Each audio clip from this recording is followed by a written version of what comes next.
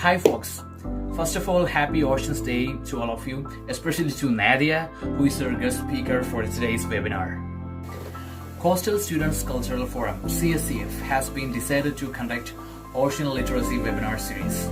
Because as we know, it's been declared like 2021 to 2030 as the United Nations Decade of Ocean Science for Sustainable Development.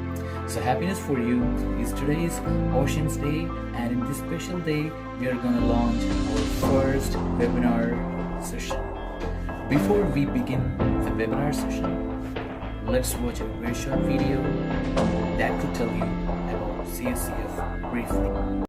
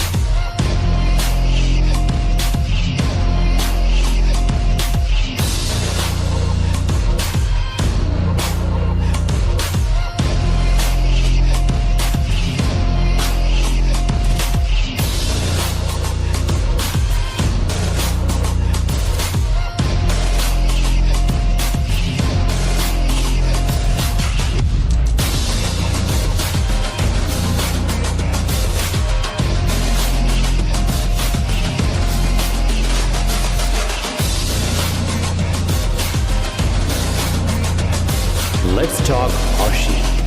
Coastal Students Cultural Forum, CSCF. Everybody, happy to join us. I think Nadia will introduce herself. As she said, in her slide, actually, she's talking about where she's around. Where she's from, etc.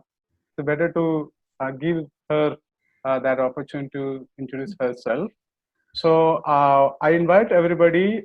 Please make sure we have only 35 minutes left to finish this webinar.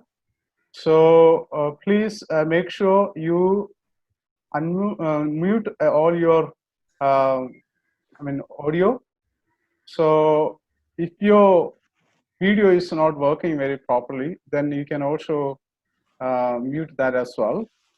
At least you can hear what the speaker is speaking to you. So that is fine. So welcome to you all. And it's over to you, Nadia.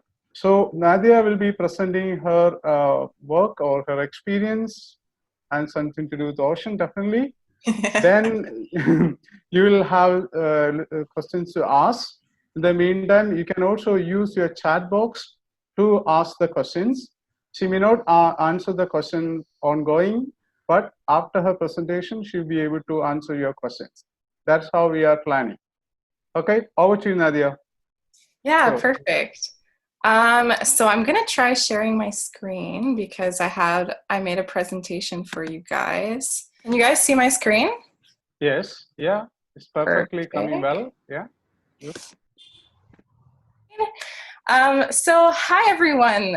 I want to do a big shout out and big thank you for Oceans Day. It is Oceans Day, World Oceans Day, and I'm sure there's so many events that you guys want to go to, but you came here today. So thank you so much for attending today's webinar.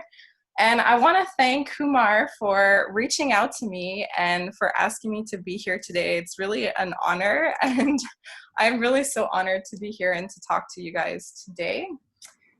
And you might be wondering kind of how Kumar found me, and I'll get into that today. And I'll also be getting into the topic of marine conservation and youth engagement. So how Kumar and kind of found out about me was that we were both attending a youth seminar run by the United Nations.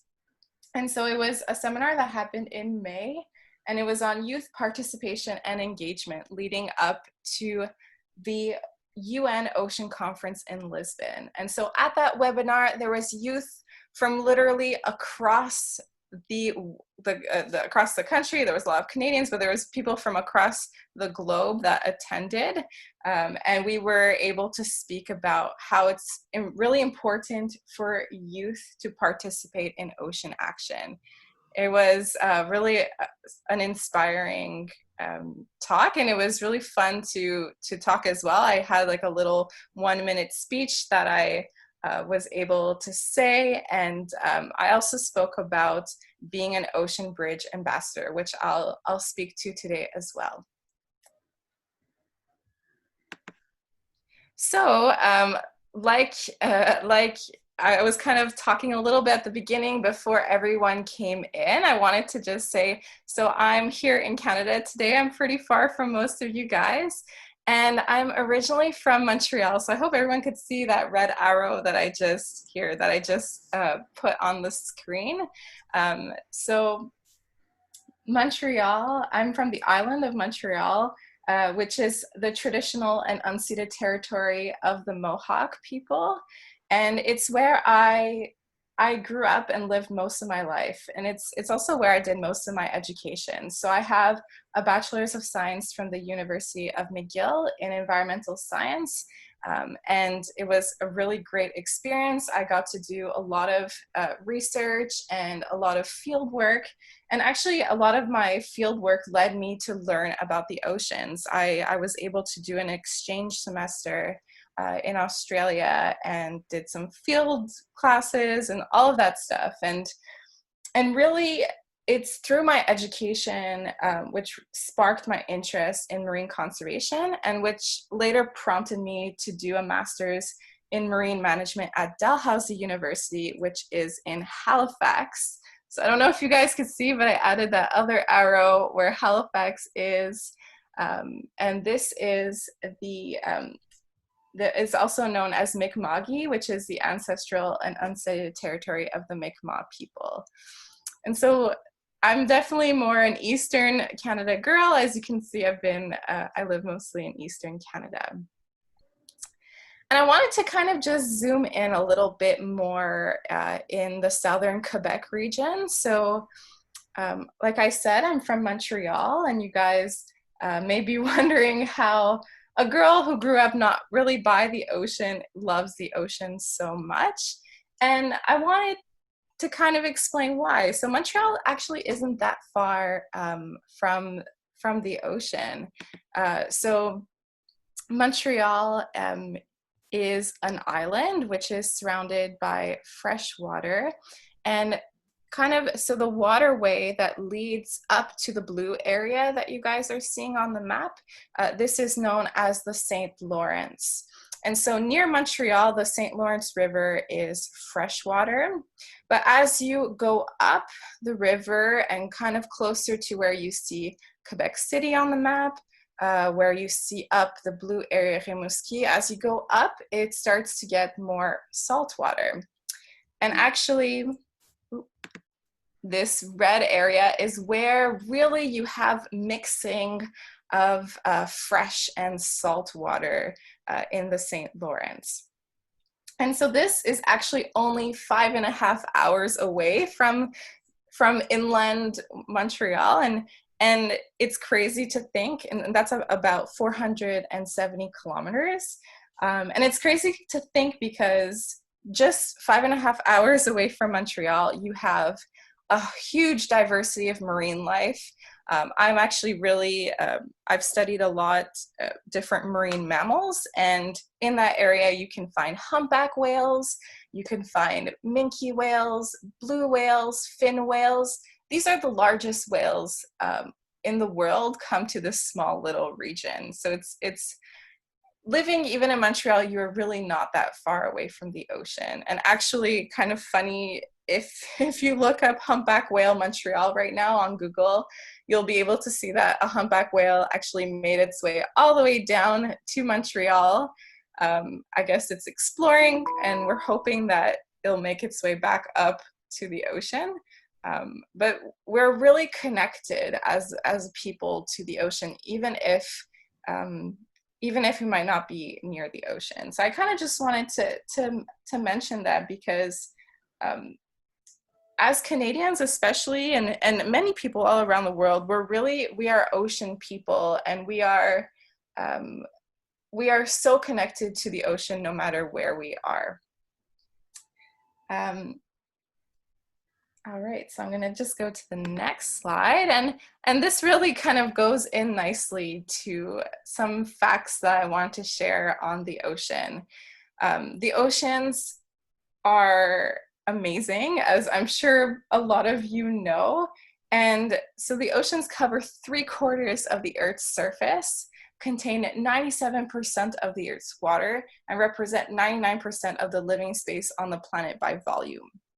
Over 3 billion people depend on marine and coastal biodiversity for their livelihoods. Every second breath we take comes from the ocean, and the oceans absorb about 30% of carbon dioxide produced by humans, buffering the impacts of global warming. And then I wanted to add in kind of another like Canadian context. Canada has the world's longest coastlines, 200,000 kilometers, bordering the Pacific, Atlantic, and Arctic Oceans, and one of the largest ocean bodies of any country in the world. So these are just some facts that I pulled out today, and honestly, I could have, this list could have gone on. The oceans are really so important for our ecosystems, for the function of our planet, and for humans. Really, without a healthy ocean, we cannot have healthy people. And so I kind of really just wanted to emphasize that. And I'm sure a lot of you know that our oceans are in trouble. There's a lot of negative human impacts that are occurring in the ocean space. But I didn't want to focus today on the negative things because I think we hear about that quite a bit. And because it's World Oceans Day, and I really just want to celebrate the oceans today. And so I found a couple of positive news stories that occurred this year on the ocean. And also just like this picture that you see on the side with some statistics from the UN on the ocean. So 104 out of 220 coastal regions have improved their coastal water quality. I think that's amazing because our coastal areas are where a lot of people live. And so the fact that we are improving the water quality, that's amazing. And then 17% of waters under national jurisdiction are covered by protected areas, more than double the 210 coverage level. And I'm sure even that statistic probably has increased as there's a lot of marine protected areas that are being formed around the world, but definitely that 17%, is on the low end. I'm sure we can globally bring that up quite a bit. And then for some of my positive news stories, so the first one, fishermen support their community. So while people around the world are losing work, many are currently facing the effects of economic downsides due to the pandemic. And food security issues are rapidly rising. So, but in times of trouble, there are some kind gestures among communities. And an example that I wanted to show is in Sitka, Alaska, the Alaska Longline Fishermen's Association have teamed up with fishermen and processors to donate fish to help feed local families. So that's just one example of how fisher communities could help their community. The second one, so sea snakes of Caledonia. This news story is on these amazing women called the Fantastic Grandmothers of New Caledonia. They consist of a group of women who have volunteered to help the University of Caledonia's research by diving and photographing venomous sea snakes around Lemon Bay. Since the fearless ladies of Caledonia dived into the project in 2017, they have documented 262 sea snake species in the area, which was first thought to contain only a few species of sea snakes. That is incredible. When I heard about this news story of these grandmothers going and doing this citizen science research and researching with a researcher at the University of Caledonia. I thought that was incredible. Anyway, moving on, the next story is on new silence for whales. Rising ocean noise pollution caused by a sharp increase in industrial shipping and energy exploration has proven negatively to impact ocean wildlife by affecting crucial sound-reliant activities like communication, navigation, and feeding. With a significant decrease in shipping worldwide due to COVID-19, scientists are using this time to understand the link between noise pollution and marine wildlife like whales. And for example, here in Canada, on the West Coast in British Columbia, they really noticed how there's less shipping occurring and how marine mammals are coming closer to the coastal areas than ever before.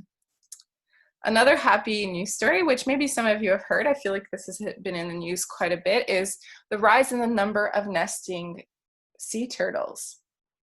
So while numerous beach closures around the world are certainly a wrench in vacation plans, it's become an opportunity for sea turtles with a decrease in human-caused impacts like artificial lights, noise pollution, and plastics on nesting beaches. Sea turtles have a better chance to restore their population. In fact, there's a beach in Thailand that has seen the highest number of nests in the country in 20 years. That news is definitely incredible. And then the last news that I kind of wanted to throw in there is a win for corals. So over the years, corals have been getting hit hard by climate change impacts, with stressors of ocean acidification and disease turning once colorful and vivacious habitats into the bleached and brittle corals. But there are a number of restoration groups and projects working to bring our reefs back to life. And for the first time ever, scientists at the Florida Aquarium have been able to successfully induce an Atlantic coral to spawn. And this is a win for preserving genetic diversity. So those are just some positive ocean news. And this news comes from the Ocean Conservancy. They had a blog post on this on April 29th of this year. And so how can youth play a role in marine conservation? And that is, an amazing question. And I feel like I have so many answers, and I'll present to you a number of them today. And even just with some of the positive news stories, we can see how youth can definitely play a role in marine conservation. The first one I want to highlight is through citizen science, kind of like the grandmothers. It doesn't only have to be grandmothers doing citizen science, it definitely can be youth. And so that is working and observing nature around us, recording it, and hopefully collaborating with researchers to give data on nature. So citizen science is definitely a huge way that youth can play in the conservation world. I want to add in education. Education is so important. Learning about the ocean, doing research on the oceans, that's definitely one way. Then connecting with your community, local environmental clubs or organizations. I think that's a great way for youth to really get involved there's so many organizations out there, and volunteering or working for them can be a really great step in working in the marine conservation field. Then through art and music, youth are, they're creative, and we're creative, and doing conservation differently is always amazing. And then I also added event planning. So kind of like today, this event was planned, and this definitely helps, ocean literacy and marine education and conservation. So now I wanted to talk a bit about the program that I'm currently in with an organization called OceanWise. And this is a program called Ocean Bridge. And so OceanWise is based out of British Columbia, and they do a ton of things from ocean education, research. They have in Vancouver, they have a museum on an aquarium, on the ocean. So they're really, really diverse, and it's a nonprofit organization that has a vision, which in a world where oceans are really healthy and flourishing. And their mission is to inspire the global community to become ocean wise by increasing its understanding and wonder and appreciation for our oceans. And they have created this program called Ocean Bridge, where it's in its 3rd year. And Ocean Bridge connects Canadian youth from coast to coast to coast, empowering them to make a difference towards ocean conservation. And each year, 40 youth ages from 18 to 30 form a national team engaged in co-creating and delivering service projects for their home communities and to immersive expeditions addressing ocean health and ocean literacy in Canada. And so, oh, there we have some squiggly on the screen. So this is a map actually of the participants that are in my cohort. So I'm in the St. Lawrence cohort, which is, looking at issues. We're going to be kind of doing things in Quebec, but you see that it's really a program that goes and is able to connect youth from across the country. And so we will be going to an immersive wilderness experience in Tadoussac, which is where I showed, remember at the beginning, I showed a red circle on the map, which is kind of in this area. And so hopefully we'll be going due to the pandemic. It's kind of changed a lot of our plans. So maybe we're going to be going later in the year. We're not sure. But then in March of 2021, we're going to be gathering all in Montreal to host a week-long ocean literacy summit. So that's going to be really exciting. And I wanted to kind of showcase how we are getting involved in marine conservation, how so many youth in this program are doing amazing work.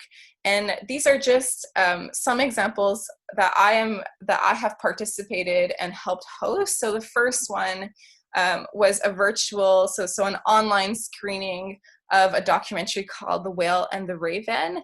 And I had a question and answer period with a researcher who was involved in this documentary. So right now, so a lot of these kind of initiatives that are going on, of course, are online. Maybe slowly we're going to start to do more in person.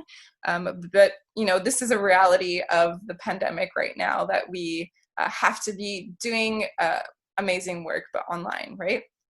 So doing a documentary screening is definitely an amazing way to do that. And then I also helped plan a decentralized cleanup. So basically what that is doing a cleanup outside to collect garbage, to collect plastics. But decentralized basically means that we were doing it by ourselves, because during the pandemic, especially in May, we weren't able to go and be together as a group to do a cleanup. But that's a great way to, still try and create events that help go and clean our environments, but we could still do it by ourselves during this pandemic. I mean, of course, I'm really hoping that we can gather soon so that we could do them together, because it's definitely a lot more fun when we're a big group of people. And then this next one is kind of initiative that I started with 3 girls this week. Actually, it's Jump into Oceans Week. So it's basically, we're asking people to take pictures or videos of themselves jumping into a body of water, and just to connect to nature, especially nowadays when we are so much on our computers and we're a lot in our homes. I wanted to find a way for people to get outside and really be connected to nature, because when we are in nature and we're connected, that's when we fall in love with it, basically, is when we're connected to it. And then another example, this Ocean Love, Ocean Mike, this is with a organization called Let's Sprout. And this is basically, people are submitting love letters that they wrote about the ocean.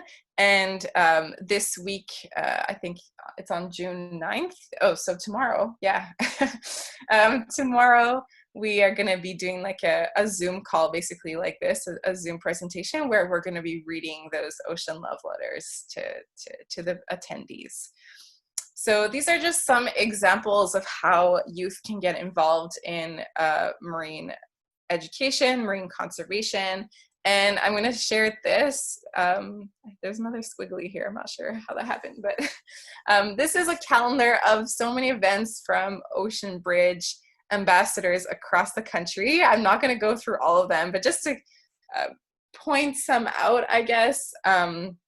So there's a campaign, Share Your Waterways, which is a challenge to kind of talk about your connection to the ocean and what water body you love. There's also Go Blue is kind of like wear blue during Oceans Week. Here you have my challenge as for this week. There was a keynote presentation on how Canadians are all oceans people. Yoga for the oceans. That's the Ocean Mic event that I was talking about. Another film screening. So there's many ways for youth to get involved, and I think it's definitely about being creative. And so I'm gonna just kind of have some takeaways right now from my talk, and kind of like some things I think are important is the ocean is extremely important for life on Earth, as I'm sure so many of you know. It's important also for our mental health and our well-being, for our livelihoods, and so it's important really to protect the ocean. And then another takeaway is find stories of ocean optimism. I think that's super important because I don't know about you guys, but I definitely get down when there are, all these news stories about what's happening. And I think it's important to definitely, like the next thing says, learn about the oceans and know about the issues and do your research, especially because there's new research coming out every day on the oceans. But it's important to still stay optimistic. And I think this flows in nicely. I think this happens by getting involved in your community and youth groups, and staying connected with them. Because I think when you are involved with amazing organizations, it definitely lifts you up, it gives you motivation, and it helps definitely for your career and things like that. And the last kind of takeaway message I wanted to say is youth can do anything they set their minds to.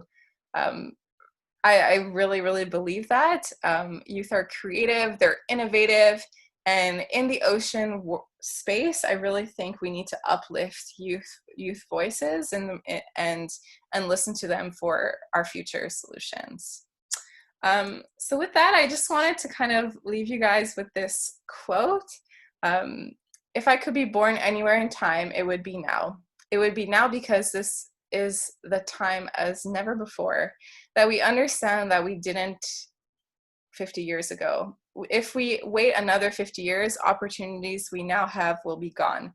This is the moment. Our decisions, our actions will shape everything that follows. So that's a quote by Sylvia Earle.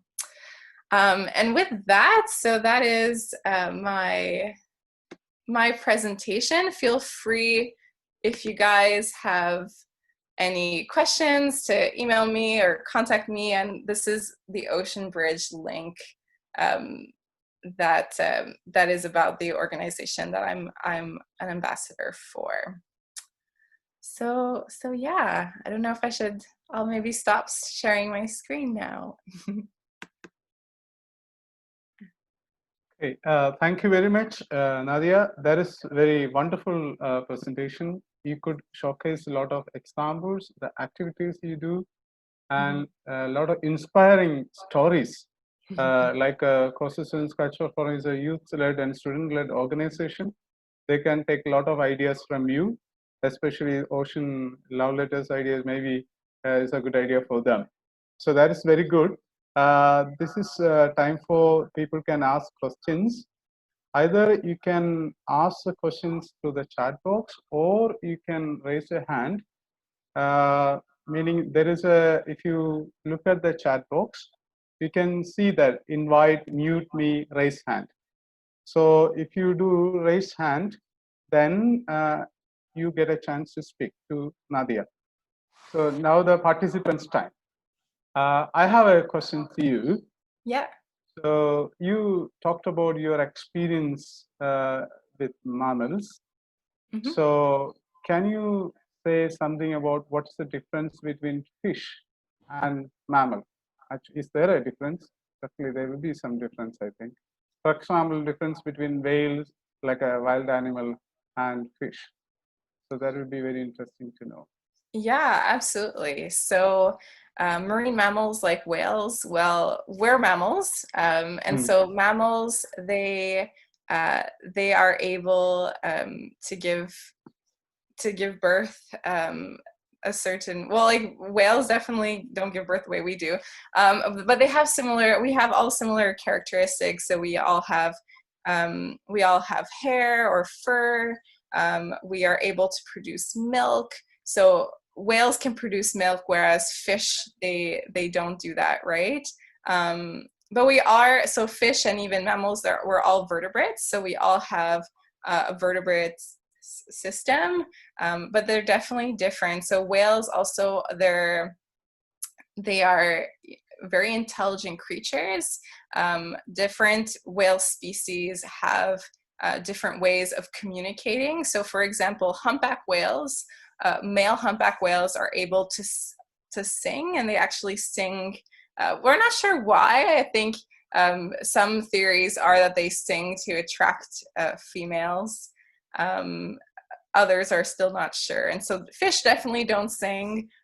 Um, um, Fish and other characteristics is that mammals, kind of the main one is that we produce milk, and that we also take care of our offspring. We take care of our babies, right? So a whale that has a baby, the baby will stay with the mother for many, many months.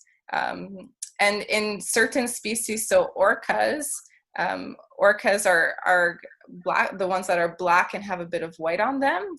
Orcas, they stay in clans, so stay in families for all of their lives.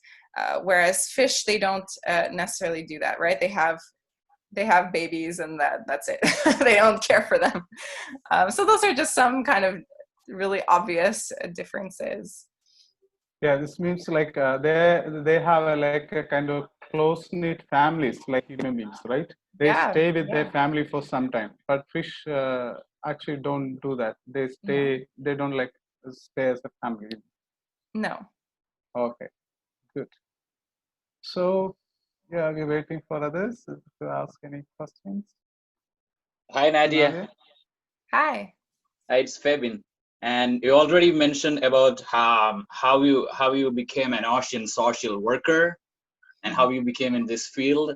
And I just want to know, not just me, but the whole crew in the Coastal Students Cultural Forum wanna just know that what are the challenges that you face when you are being a coastal or social worker?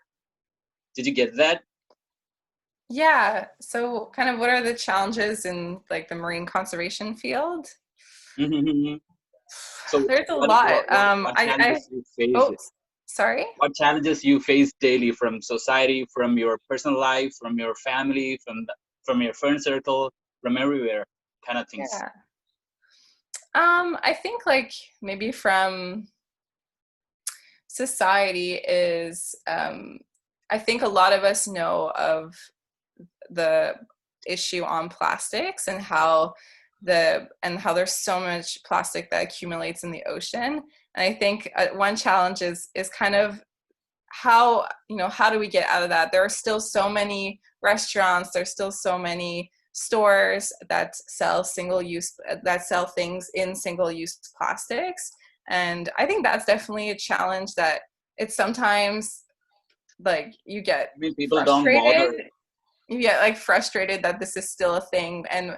But as researchers and as people educated in the marine field, we've known for so many years how the plastic issue is a problem and how we should be stopping it. So I think sometimes as like an environmentalist, as a marine conservationist, kind of feel like weight on our shoulders that there's so many problems that we need to solve. But I think it's important to just kind of take one step at a time and definitely kind of try and address the solutions one at a time and have hope. I definitely think kind of, at least here in Canada, there is a huge awareness for marine issues, but there's still a lot of a lot of just things that are going on that, you know, that should maybe already be addressed, and they're not. I think another challenge in the marine sector is sometimes like money. So being able to have money for research, for projects, especially if I've always worked with nonprofit organizations, and in the nonprofit organization world, there's a lot of competition for money, and it's hard to sometimes have stable income. So I think that can definitely be challenging. Yeah, does that answer your question? About a lack of support from the government, So you plan something and you propose something, and the government will not, the authorities will not give their attention, pay their attention, or do proper things. They don't do proper things. Have you ever felt that kind of lack of support? Yeah, definitely. I think right now, I think it depends who is in power in our government. So right now we have a leader, Justin Trudeau, who for the environment field, he's definitely given a lot more money than our previous government has given. And I think that's also in the environment field, in the marine field, there's such kind of waves of, depending on who's in power, you can get more or less things done. So right now with our current government, there's been a huge amount of work and research being done in the marine field that has never been done before. And that's because money has been given to projects. But in the previous government with Stephen Harper, there was a lot of money taken away from environmental projects. So yeah, I think it depends. Already a lot of things. You mean repurposing already a lot of environment project funds? Yeah, definitely. There's more environmental, like there's more money for environmental projects than there was with the previous government. So okay, yeah, thank you, Pebin, for that very wonderful question. And there are actually a lot of questions here. Two people raised their hands, Ignatius Andrews and Kevin, and the other two people also asked questions. So what I can do now, because I see Michael actually asked first, then let him ask his question first. Then we give an opportunity to Ignatius Andrews and Kevin, and later maybe Ashwati as well. So Michael, can you ask your question to Nadia, please? I think I don't know if he wants to, but I see the question in the chat. Okay, then I can read out that question for you. What are the possible impacts on our oceans due to a large Russian oil spill that recently occurred in the Arctic Sea? Oh, that's a great question. So it just happened recently, and I haven't read too much up on it. But some impacts are definitely the amount of oil that is spilled in the Arctic, and especially so there is not a lot of research that has been done on oil spills in the Arctic and how to clean oil spills in the Arctic. Oil in cold waters is definitely a different way to clean it up than it is in warmer waters, and so I'm sure there's going to be a lot of it's going to be really challenging to clean up that oil spill. And what happens is that oil is going to be in the environment. It's going to kill many species, and it's going to stay in the environment for a long period of time if they're not able to clean it up.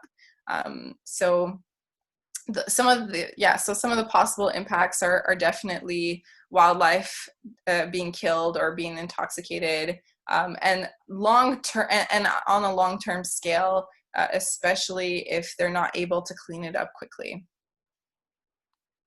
Good. So, Michael, thanks for asking that question. Now over to Ignatius Andrews. Can you please ask your question? Yes, Nadia, thank you for your valuable session. And I have a question that you have just gone through about topic that ocean bridge. So it's an amazing topic what you have just explained about that. So can you just explain detail about how it came into practical, and have you connected from different regions to different regions in Canada? So can you just explain that detail so that we can also do it in practical ways? Yeah. Um, so we're like how we're connecting across the country. Is that your question? Yes, I think so. Yeah.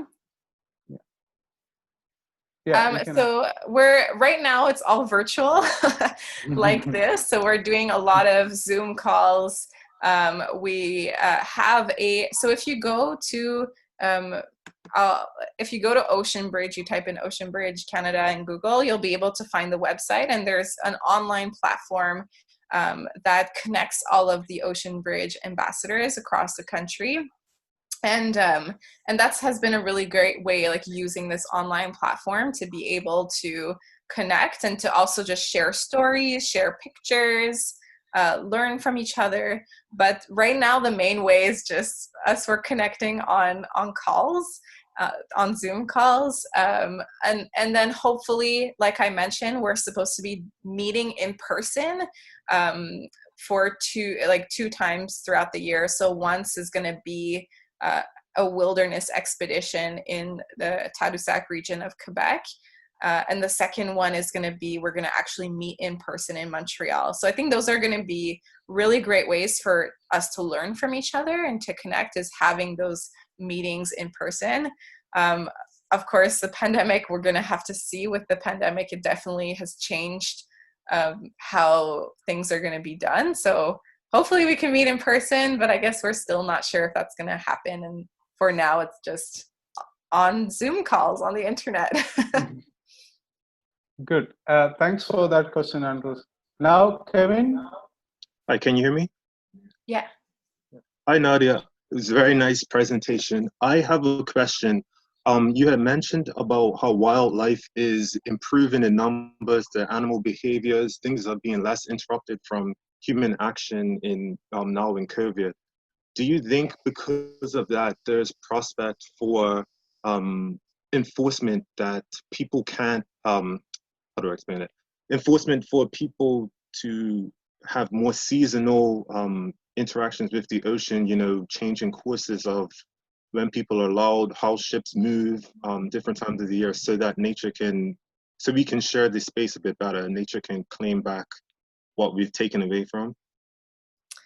Yeah, wow, that's a great question. I hope so. I hope that with kind of researchers who are seeing how things have changed in the oceans due to the pandemic, that there's going to be great management measures that are formed after this event.